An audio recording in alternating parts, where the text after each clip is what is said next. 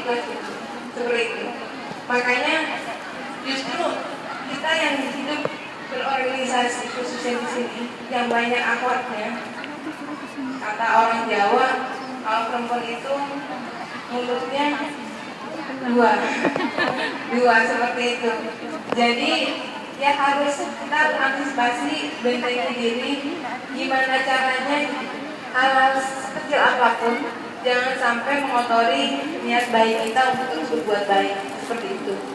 Karena jujur hal yang paling saya senang dari teman-teman di Hong Kong ialah teman-teman punya solidaritas yang penuh, kerjasama yang bagus gitu, sehingga kita terus bisa berbuat dan berbuat. Karena kalau di negara penempatan lain tidak seperti ini. Insya Allah saya juga kalau diizinkan saya insya Allah tahun depan Taiwan juga sama dalam rangka seperti ini gitu ya.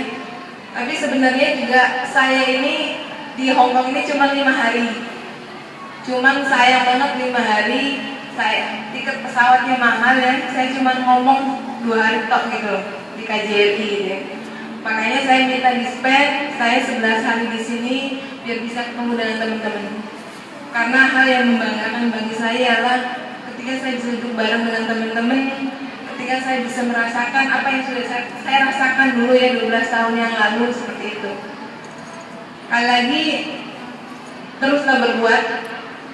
Satu pesan terakhir saya, ini acara sampai jam berapa ya? Soalnya sambutan Ali datang sampai sore. Soalnya kebetulan Mas Ali itu masih teman karena datang saya juga datang. Tapi waktu itu saya udah masuk divisi dakwah, saya juga pernah dulu tuh ikut lomba-lomba ya. Jadi cerita masa lalu pas datang ikut lomba juara 2 kiro gitu ya, terus ikut lagi gitu. Karena saya seneng dulu begini. Banyak ketika tadi teman-teman lagi selawatan, ingat dulu ya. Kalau dulu tuh masih zaman dahulu ya. Kalau selawatan tudungnya double-double gitu ya. Masih ada gitu ya, masih ada kenang-kenangan zaman dahulu gitu ya. Makanya sampai sekarang saya tuh ke Hong Kong itu kangen. Tapi dulu saya pernah bersumpah sama Allah, ya Allah, saya akan ke Hong Kong lagi, tapi jalan-jalan. Itu janji saya gitu. Begitu juga saya menyemangati teman-teman, kalian kalau ke Hong Kong jangan lihat buat kerja lagi. Iya, jalan-jalan. Karena apa? Katanya ucapan itu doa ya, Cik. Ya. Makanya mulai sekarang ucapin yang baik-baik saja ya. Kalau doa sama majikan ya jangan berbinatang, jangan buat apa tuh? Iya, masih ada ya, udah 12 tahun masih ada. Karena ucapan itu doa. Jujur, ikhlas itu balasannya luar biasa. Saya tidak bicara orang lain, saya juga mungkin banyak kekurangannya, tapi saya yakin saya bisa hadir di sini, bisa seperti ini. Itu juga atas tangan Allah, atas perantara Allah dan atas izin Allah seperti itu. Dan Cece perlu ketahui, saya alhamdulillah udah dikaruniai anak 2 dan sekarang kok 3. Terus pesan bagi yang belum menikah, terus berbuat, jangan mikirin calon ya. Soalnya saya lihat di medsos itu ya yang belum nikah bahasanya galau gitu. Pengen nikah tapi belum ada calonnya gitu. Kegalauan gitu. Karena apa? Firman Allah dalam surat An-Nisa kalau nggak salah ya, bahwa wanita baik-baik itu khusus untuk laki-laki baik. Begitu juga sebaliknya. Kalau kita pengen suami yang perfect seperti kita, maksudnya bisa ngaji ya kan, bisa sholawatan, bisa kerja keras gitu ya, seperti layaknya anaknya baginda Nabi gitu ya. Kita berbuat dulu seperti itu gitu loh. Kalau kitanya belum baik, pengen dapat suami yang baik, ya jangan harap. tak syuting tambah Pak. Karena janji Allah itu nggak pernah meleset. Saya cerita pengalaman saya dulu 4 tahun menikah. Waktu saya meyakini hal itu, saya berusaha, ya Allah 2 tahun saya nggak mau kenal Ikhwan. Saya fokus ke dakwah muter-muter gitu. Jujur saya juga dijodohkan sama Ustaz Yusuf Mansur karena beliau kan masih sama-sama dakwah di Lubuk Wafa dulu ya. Saya juga dijodohkan sama keluarga gitu. Mantap kan, Bo. Cuman tapi saya nggak yakin gitu. Terus sering saya juga istihara ya. katanya kalau kita istiharoh itu jangan langsung percaya, karena teman-teman saking ngebetnya pengen nikah ya, istiharoh nih ya gitu ya, mimpi muncul gambar orang padahal gara-gara mikir ya. Akhirnya wah jangan-jangan ini jodoh saya gitu. Seperti itu. Giliran udah nikah, nggak taunya kok tidak sesuai harapan gitu kan, seperti itu. Nah itulah manipulasi setan ya, yang gampang masuk gitu ya ke kita ini yang selalu berjuang dari Allah seperti itu. Makanya kalau istiharoh itu jangan sekali gitu kan, seperti itu. Bisa jadi itu hanya balutan setan aja biar kita yakin kalau itu jodoh kita. Jujur saya udah tunangan waktu itu, sudah dekat juga, bahkan usaha disemasuk pun kaget ketika saya nikah bukan pilihan dia gitu ya, seperti itu ya. Karena apa ya, 3 itu dan sekarang Abi suami saya itu tidak masuk kriteria sebenarnya. Tidak masuk kriteria, dan itu teman aku kecil waktu masih SD ya, terus kuliah bisa dan sebagainya, karena beliau saya ngambilnya fakultas agama Islam, beliau ngambilnya kesehatan ya, seperti itu. Nggak pernah ketemu. Bagus Bu, hasilnya mantap itu pas mau pulang, saya kan suka bercanda. 1 jam lebih ini Bu. Almarhum Ustaz Jafri Al-Bukhari kan main ke rumah ceritanya. Itu ngadain acara hitanan masal. Karena saya kalau ngadain dengan Hadat Alwi terus UJ gitu ya, karena saya juga bareng-bareng gini ya, jadi suka tahu nggak ada dananya, kalau datang ke saya itu nggak pernah dikasih gitu, malah mereka ngasih gitu kan, seperti itu.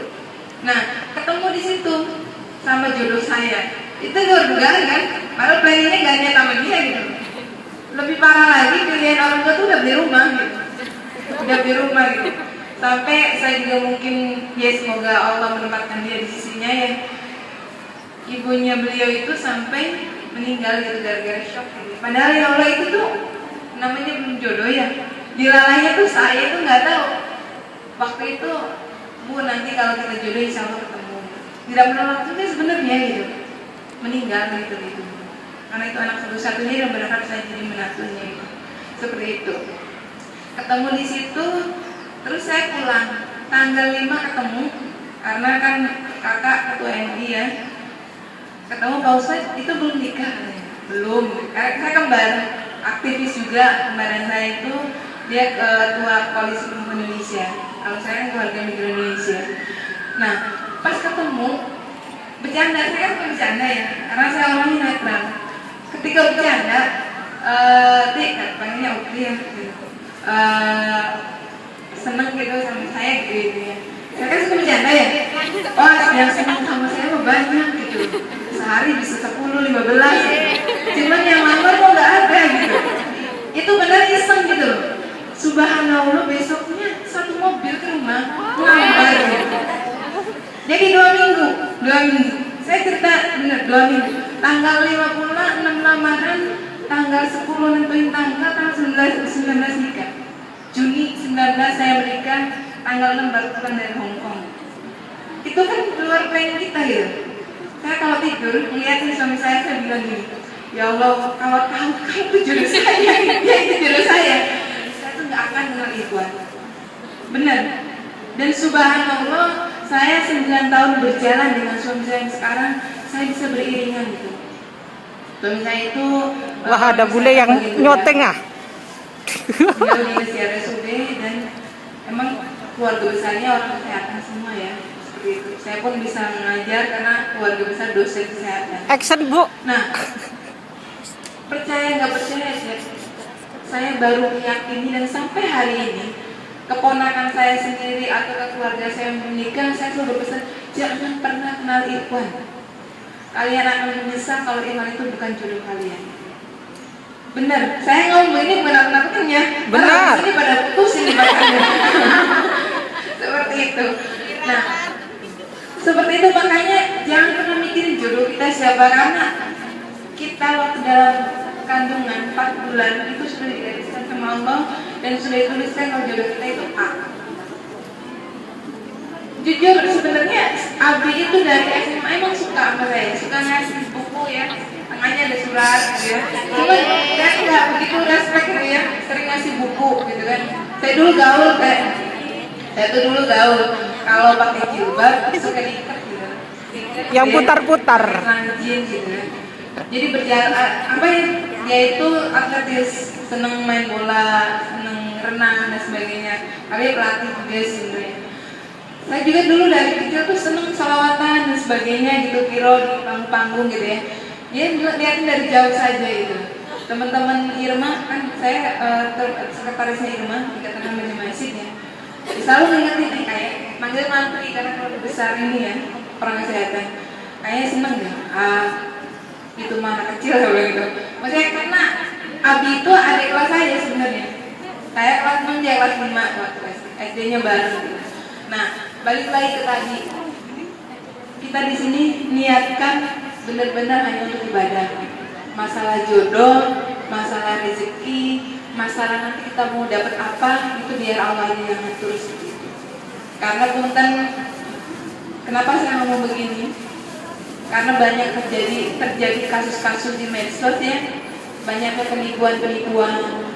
Ada Facebook gambarnya ganteng, nggak taunya jelek, ya kan? Ada kasus katanya bunuh diri ketika lihat yang di Facebooknya ganteng, katanya jelek, yang terjun gitu ya. Banyak kasus-kasus seperti itu. Dan yang membuat saya miris ialah korbannya itu teman-teman gitu ya.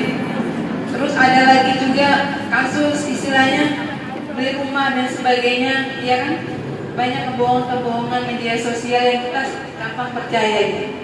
Yang penting teman-teman di sini lurusin niat, siapkan ilmu untuk nanti di Indonesia mau ngapain. Kalau misalnya mau bergerak usaha, siapkan ilmunya dari sini, siapkan modalnya. Ketika pulang kita bisa survive seperti itu. Karena apa? Hong Kong tidak seperti Indonesia. Indonesia itu seperti Hong Kong, tidak seperti Hong Kong. Teman-teman mungkin dakwah di sini nggak ada hambatan ya, nggak ada rintangan. Tapi teman-teman baru ngerasain dakwah di Indonesia seperti apa. Saya baru mendirikan pondok aja udah mau dihancurin, ya kan? Itu tantangan, ya kan? Gara-gara saya ngajak metode belajarannya hafal Quran, dibilang aliran sesat. Karena kan dulu mah nggak ada hafal Quran ya. Karena di Indonesia itu ulama-ulamanya nggak mengalah, punten. Yang udah tua-tua tuh pengennya ngajar aja gitu. Kan mereka salafi ya rata-rata. Kitab. Terus kan seiring berkembangnya zaman, sekarang itu kan banyak metode-metode pembelajaran yang baru kan, hafid Quran, ya kan? Sekarang ada lagi tamyiz gitu. Seperti itu. Nah, saya menerapkan metode pembelajaran yang baru aja itu salah sebenarnya. Kata ulama-ulama di situ. Gitu. Makanya teman-teman ini di sini siapin mental. Kalau tenaga mah udah biasa ya, karena dari pagi sampai malam ya, kerja dan sebagainya. Tapi kalau pengen dakwah di Indonesia itu harus siap-siapin mental, pemikiran, terutama hati ya. Apalagi yang intinya belum menikah, ya kan? Banyak fitnahnya. Termasuk saya juga waktu kenapa pulang 4 tahun itu suka diledekin terus sama Ustaz. Kan dulu kayak temennya Ustaz Mansur itu suka ngeledekin, lu pulang lu katanya, masih muda dakwah banyak fitnahnya gitu. Sampai udah nggak usah pusing mikirin jodoh, pilihin jodohnya gitu. Sampai percaya nggak, saya ketemu orang yang saya jodoh itu di UPI waktu saya ngisi di Universitas ini di Bandung, Jatinangor, ketemu dia di UPI. Saya kaget gitu kan, ketemu lagi Tamina ya. Oh iya siapa namanya asing gitu kan. Katanya itulah polemik kehidupan seorang akhwat ya, yang berjuang di jalan dakwah itu tantangannya banyak gitu. Apalagi yang sudah berkeluarga gitu. Kalau bisa, yuk kita buat peta hidup. Kita jangan lama-lama di sini, fokus ke tujuan, biar tidak terlalu melebar. Karena bisanya teman-teman jarang berpikir untuk balik ke Indonesia terus-menerus itu karena peta hidupnya tidak dibentuk, keinginannya banyak, ya kan? Yang awalnya tujuannya beli rumah, rumahnya udah penuh, pengen beli motor, ya kan? Motornya udah lunas, pengen beli sawah. Baru tadi pagi curhat. Kadang ada yang pengen misalnya mobil nikah karena calon yang dapat tinggal bulan-bulan. Padahal kalau saya mau nanya nikahnya mau orang Indonesia. Kalau mau orang Indonesia pulang ke Indonesia seperti itu. Makanya yuk kita mulai buat peta hidup.